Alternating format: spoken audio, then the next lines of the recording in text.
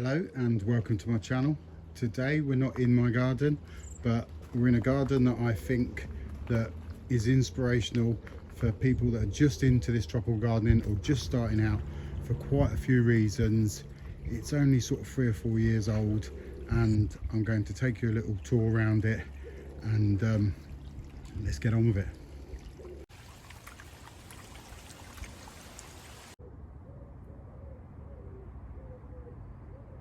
I'm here in Diane and Steve's garden, which I have done a tour of footage that I've shown previously on my channel, but I'm here with Diane today.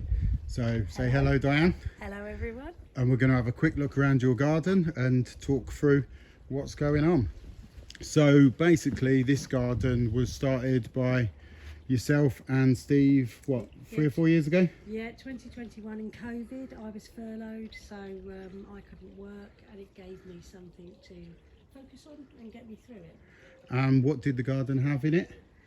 It was very deciduous and it died down in winter, and I didn't like how dead it looked in winter, which is why I decided to go down the tropical theme with the palms and that. So that was where I started. So had you tried tropical plants before you moved here? I had some, mainly the European fan palms and bits and pieces like that, but nothing exotic like the bananas and the tetrapanax. Right, so let's have a little walk around and see what we got. So obviously there's an element of design to the garden. So we've got the gazebo here, which is really good for helping hide the buildings behind and the bananas. And then you've got a seating area down the bottom, and then you've gone for a circular lawn with an island in the middle. So what are we on? Are we on sandy soil, clay soil? This is sandy soil. We're very near the sandy hills, so it does drain very, very quickly, but it does allow some of the dahlias and that to live and get through the winter. Yeah. So we're going to go on to that in a minute, because this garden was built pretty much in one season, but then went through an absolutely devastating spell where you faced temperatures of what? To our knowledge, -11. -11. Yeah. And sometimes it isn't the cold of the winter, the -11, sometimes it's the prolonged spell that can happen, and that did happen for, I think it was about 10 days. yeah, and that did quite a lot of damage, and there will be footage on this video showing some of that damage that Diane sent to me. So let's have a little look around, and we'll talk about where we're at now and what plants we've got in. So we've spoken, this is quite a full sun aspect garden. Yeah, very, very sunny, because it's a bungalow as well. The sun's in mainly from sunrise to sunset. And do you find that challenging? Very challenging. Well, I suppose, with the water in. So when you say you're on sandy soil, if you were digging through that, what would you just be? Very just like sand, or is there soil in there as well? Obviously the top of it, the soil's been built up over the years, because the property was built ends of 60s, late 60s. Yeah. So, and there've been gardeners here, but once you get down, I don't know, about a foot and a half, it's pure orange sand. Okay. So for lots of plants like the cannas, colocaceas, tree ferns, that means it's going to drain pretty freely. So obviously I can tell by how good the growth is here that you must have added lots of organic matter and stuff. Yeah. To sort of get the growth. So we're going to have a little walk around. So some of the plants we've got in here, we've got this burgundy leafed canna, which is here we go, I'm losing my voice, complemented well by this lovely dahlia, and see how the burgundy and the red just work so well together. And I want to point out, because I think this is quite a standout thing whenever I see the pictures of your garden, when that agapanthus is in flower next to the orange, is just such a standout combination. I think when I first see one of your photos, that sort of almost was the trigger point to make the rest of the garden look good. It looks so good. I'm glad that agapanthus is in flower while I'm here. So we're going to go around here. We have this Santadecia, and we've got some Fatseas and some other cannas mixed in there. This one is Persicaria Red Dragon. Do you have to look after that? Because I have to prune mine back quite regular. A lot, yes. I pruned it back an awful lot. Yeah. That one. Because it is a really nice plant, and it can get a bit tall and a bit floppy, can't it? But I find it's just a great filler. I actually Exactly. prefer it than the other one, which I'm thinking of removing because So I that find that a lot one's- messier. Yeah, The Purple Fantasy. Yeah. Yeah. Whereas I find that really, it controls well, it cuts back really well and looks good all season. But for good cheap fillers, Yeah. they, you know, and very easy to propagate. You can literally just cut the tops of these off and stick them in water and they'll pretty much root. So, you know, if you're starting out and you need some cheap plants, you know, you can easily fill a big space quite quickly with these. Going round, and we've got some large canners here. Now it's been slow for canners this year because we've had quite a cool summer up until late, but yours seem to be doing really quite well, and these probably will get, what do you reckon, nearly as high as the fence? Yeah, they're always slow every year. To be honest, they're not that far behind what they normally would be because it is shadier. But yes, they will by the end of this month they should be in flower and up to the fence. Right, so we're going to move around a little bit to the left where we've got your tree ferns and your stream and your water feature. On the footage you sent me of the video before, there is a little bit showing how you built this as the motorbike goes past. You can't hear a word that I'm saying. But so that previous video does show some of how you made this in that sort of short period of time. But after that, now I've got to focus on these tree ferns because you had other tree ferns in here and them really harsh sort of that winter. What happened to your tree ferns? They died. Did you lose all of them? I did, apart from the one near the house. That was the only one that survived out of 8 that I had. They were protected, and they were protected in the crown, and I came out and knocked the snow off. And yes, unfortunately. The thing is, -11°C prolonged for quite a while. Now, I'm just going to go over here because I think this is a real good evidence. Now, I'm not saying this to put people off growing tree ferns because there is sort of, if you really want them, you can sort of, if you get them kind of temperatures, push them a little bit further. But as you can see here, we've got, which I take was one of them tree ferns. I've kept that one in the ground just to see if it did anything. The others I dug up. But you've put a little bromeliad in the top to give it a bit of character. And just moving around here, I can see another one in the pot as well. So you are giving them a chance just to see if they can sort of recover from that.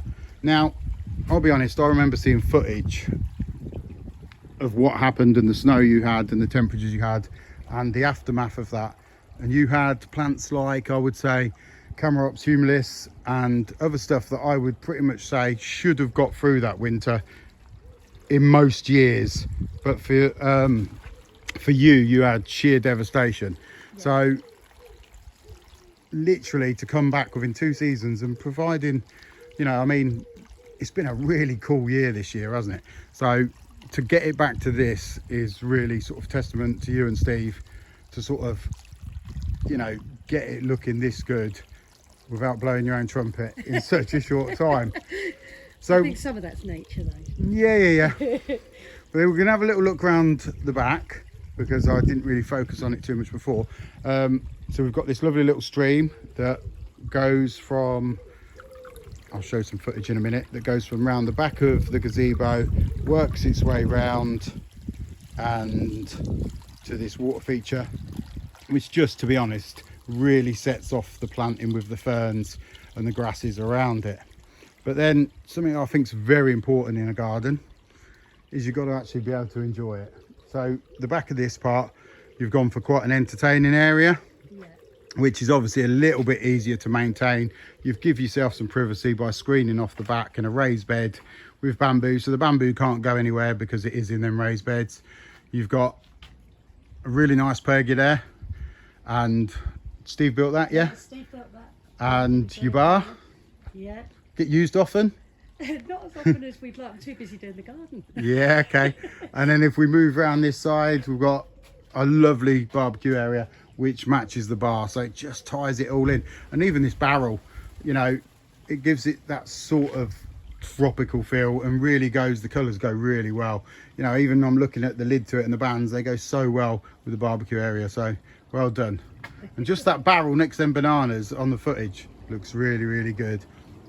I So- like this border. Is this your favourite border? It is, because we sit here a lot and literally looking across here at the gazebo, these bits is my favourite area to sit when I'm up there looking through. Yeah. And I think Looks great. I'm just getting attacked by a overhead umbrella there in the wind. Yeah, and it works really, really well. Sort of to think that this garden is where it is in basically 3 to 4 years, and it was set back so much, you know, the height on the bananas and generally the planting has done so well. You know, these palms went in with about 1 foot of trunk, which is pretty much about the best size you could probably put these Trachycarpus palms in. They're just ready to grow, and as these get bigger, they're just going to give you a different sense of feeling, because you're almost going to be sort of walking under that palm at some point. That's And the it's going to idea. give you a bit more sort of height that's just going to come over time. But at this stage, it just looks absolutely brilliant. Actually, the foliage and everything just looks so green, considering we've just gone through a bit of a sunny spell as well. So at the back here, this is quite an interesting thing. We have a Jubea chilensis. Now, this got through that winter, didn't it? It did, with minimal damage. Very surprised. There's just a bit of browning that you can see on there.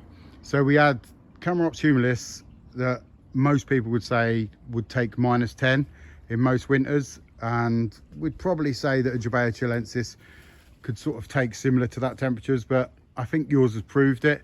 Yes, you have sandy soil, which is so good because these do like the drainage, but yeah, it just goes to show that some of the plants that I personally thought should be tougher than that and wouldn't get the damage that they did, that one has tested really well.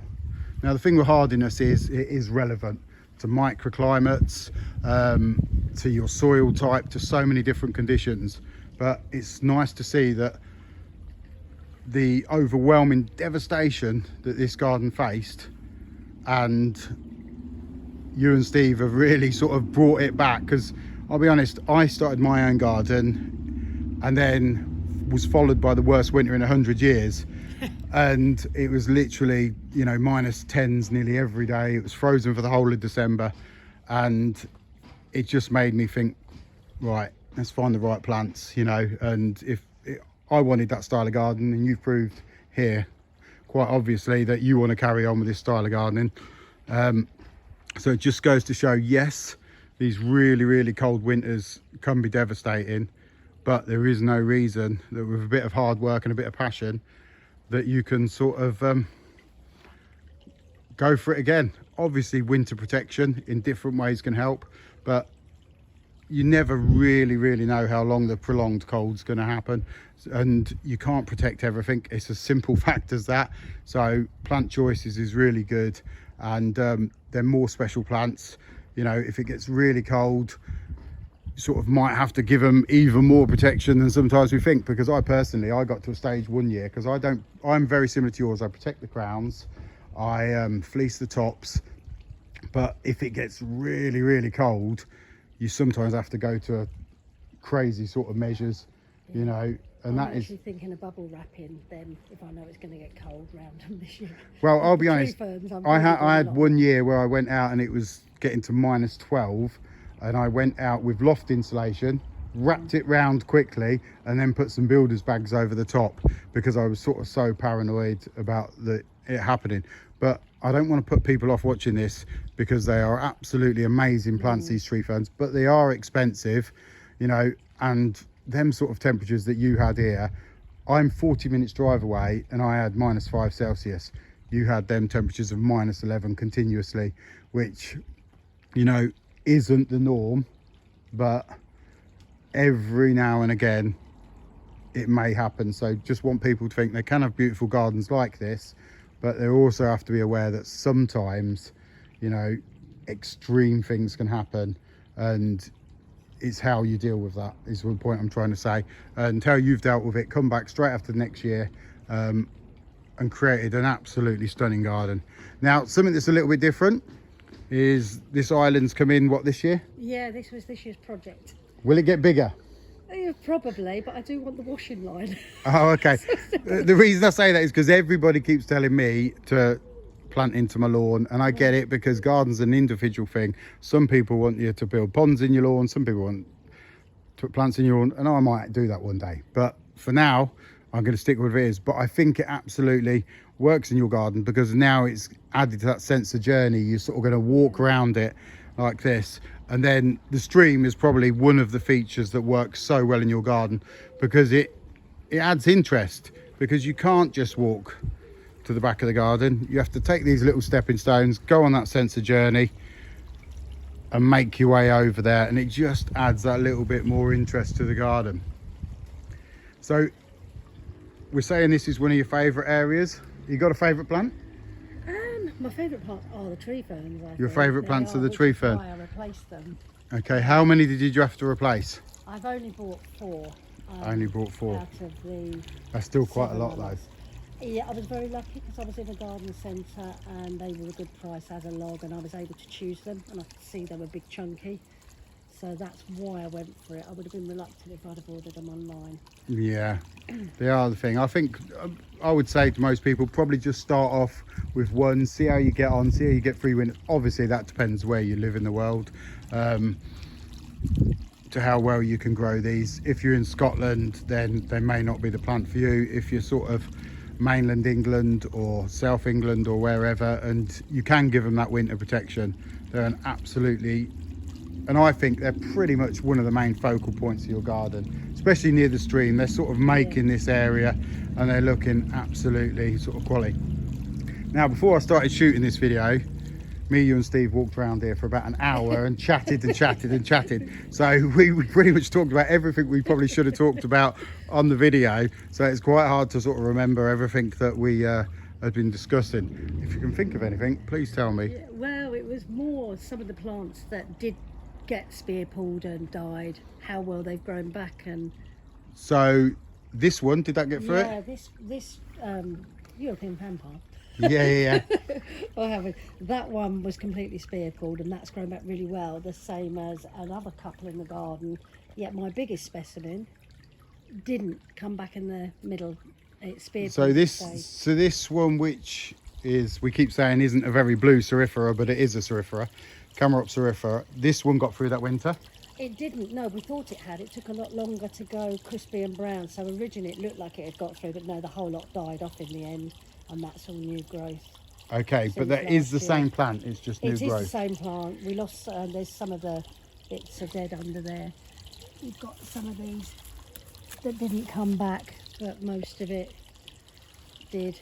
And also, we said that a few of your Trachycarpus spear pulled. This one, the small one here, spear pulled. But I was so upset because that was one of the last ones after everything else. I thought, oh please, no, not the Trachycarpus. However, literally within weeks of me noticing it, it was bringing out a new frond, so palm leaf. So I was really relieved and happy about that. And that waggy over there. Yeah, did that spear pull? The waggy spear pulled. Nearly all apart from the big ones that didn't. I was too scared to pull them, to be honest, just in case. So we're only talking realistically a season and a half ago. You know, winter of 22. Yeah, and like they're showing no damage whatsoever now. They're looking absolutely healthy. So one in the pot as well, that was dead completely. The one in that pot. Okay, so I had a family members that lives just literally 2 miles down the road from me, and he had about 6 Trachycarpus all spear pulled that same winter, and every one of them recovered fine. Yeah. So just goes to show you how tough these plants are, but they can take some damage. I personally had quite a few that I was growing from seed in pots, and they all froze through and died in that same winter. They faced a -11, not on my property, but family members.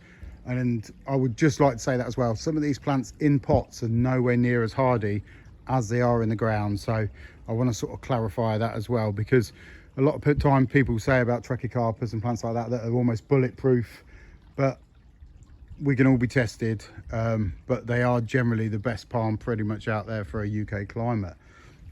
Right, anything else we were discussing that my mind's gone blank on? Well, the bananas were obviously taken down to the ground, all of them. and I was really surprised that they got back to a really decent height last year. They've been unprotected this year. Because of that, I haven't protected anything, and I probably won't ever going forward, just mulch on the ground, because I was really shocked at how well they recovered. Really So good. obviously this winter's been quite mild. I'm not sure what you had. I had -3. -5. Okay, -5, so that is a bit more cold. I did notice driving in here that you are quite open around here. There's quite a lot of fields, and it's Yeah. quite sort of open just outside of the sort of town village you're in. So obviously you haven't got that benefit of the microclimate that people growing in cities and towns might Yeah. have. But still, to think that them bananas were cut back to the ground and then still came back to a really good height Yeah. in one season, and like I say, so you didn't protect them this year at all? No, I didn't And protect at all. I don't myself personally, unless it's really bad. I don't think I've protected the stems on my bananas for a good few years. I don't knock anyone for doing it. If they want to try and protect them and keep the height, absolutely well done. Me, I think I've got to that stage where I think my root system is Yeah. so good that I feel that if it happens, I might take the hit. But Yeah, this is it. I mean, they did the -5 did. They were chopped down more. I had to chop them down, but I just let them mush and Okay. then worked out where it was. But they've obviously got a good root system and came from a good source. well, yeah, from me obviously, Yes. that's why there was a chuckle there, because the original plants were divisions from my own. That's just totally thrown my trail of thought. So, but the point I want to get to is, right, if you want to protect these, I totally understand that. We understand that because people want to keep the height and everything like that. But once you've got a good established mature plant, if they do take that winter damage and they are cut back to the ground, they are pretty versatile plants, and they can come back with a vengeance.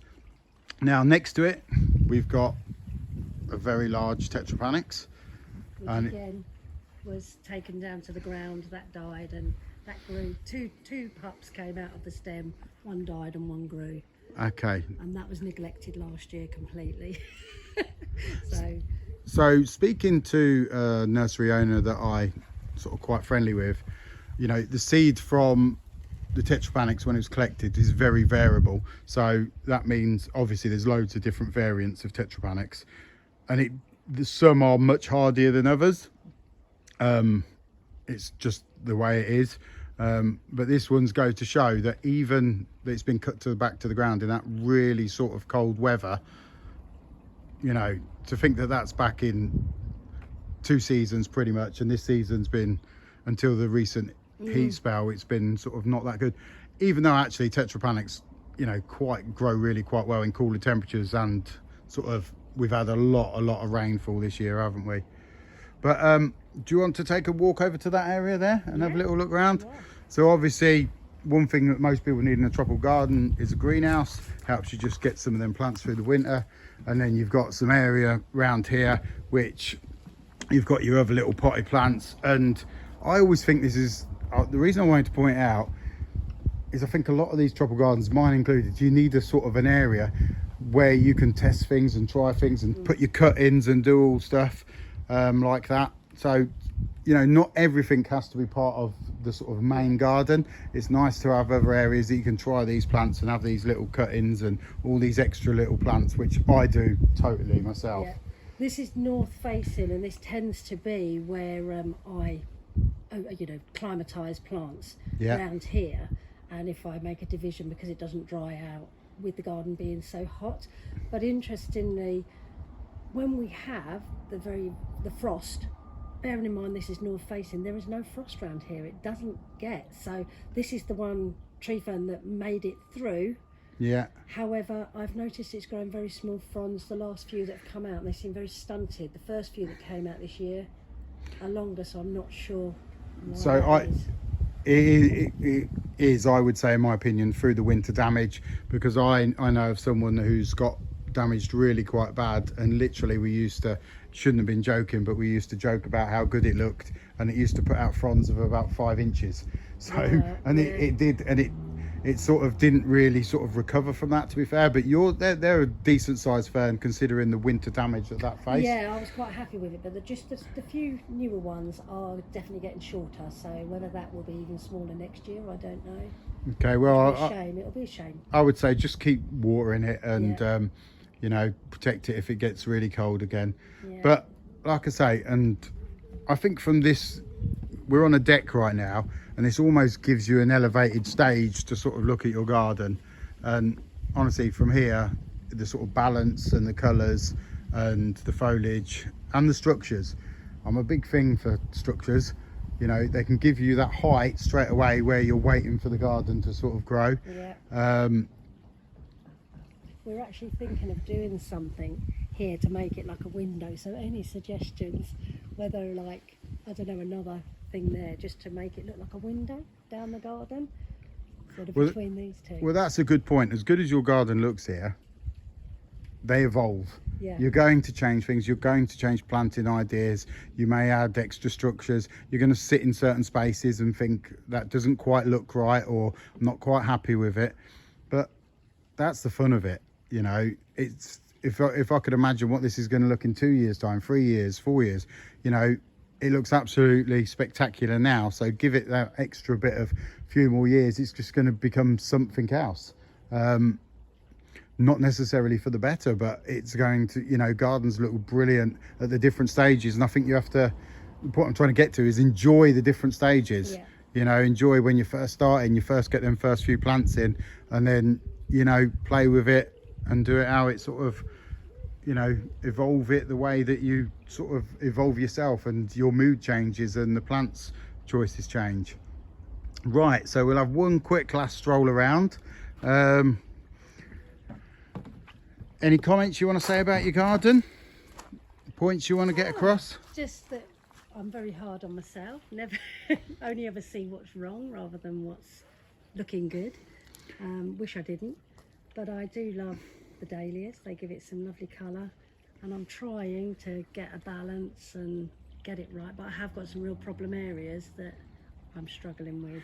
Okay, so where would you say is a problem area? My particular area is the area in front of you. I really I can't get that right, but I did have a tetrapanix that died there in the winter of 22, and it threw out loads and loads of pups, and very sadly I panicked and I dug it up. I do regret that. I wish I'd left it now, but now I realise how easy they are to put up. I'm okay with it, but yeah, that area, I really need to develop that and make it better. It's my least favourite. But I do love the dahlia at the front. And that's some of the plants that are there. See, I think it looks really, really good. I'm looking at the camera footage now, and I think it looks really good. But I would say the one thing that you spoke about and we sort of said about earlier is some sort of tree that could sit behind there. Tree. And we need to think about it. We've spoke about a Magnolia grandiflora. We've spoke about the Paulonia, didn't we? Yeah. We've spoke about a few different plants. So something that will be sort of looked at probably in the future and evolve a little bit is maybe get something in some height at the back here to sort of just create a different bit of feeling or sense of privacy in that garden. You know, personally, I would say if you went for a Paulonia, unless you're willing to pollard it and keep it cut back, it would get really quite big, considering it's quite near to yours and the neighbour's house. Okay. So maybe go for something a little bit more evergreen or a slow growing sort of plant, but definitely something that would sort of give you a little bit of height just to fill that space, would give you sort of a bit more balance with the other plants there. And we also spoke about, as we move, if I move the camera across there, you've got an absolutely lovely borrowed landscape behind where you can see all the trees and that behind. So in that sense, it's quite nice to sort of keep your planting a little bit lower so you can sort of see them trees and that behind, so it makes your garden feel that little bit more bigger. But one thing that sort of messed, especially me coming here today, I've talked about putting in my own garden, is a stream or a pond or something like that, and seeing the way that yours sort of wraps around your lawn there has definitely given me food for thought. So I'd like to thank you for letting me come along and film this garden. I wanted to show a different perspective, because a couple of the gardens that I've shown in previous times have been gardens that have existed, you know, have been created over 14 to 20 years and are fantastic gardens for that.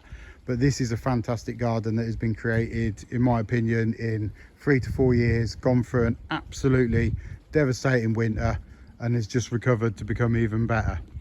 So thank you very much. Thank you, Steve, for the cups of tea. Yeah. And I'll see you all later.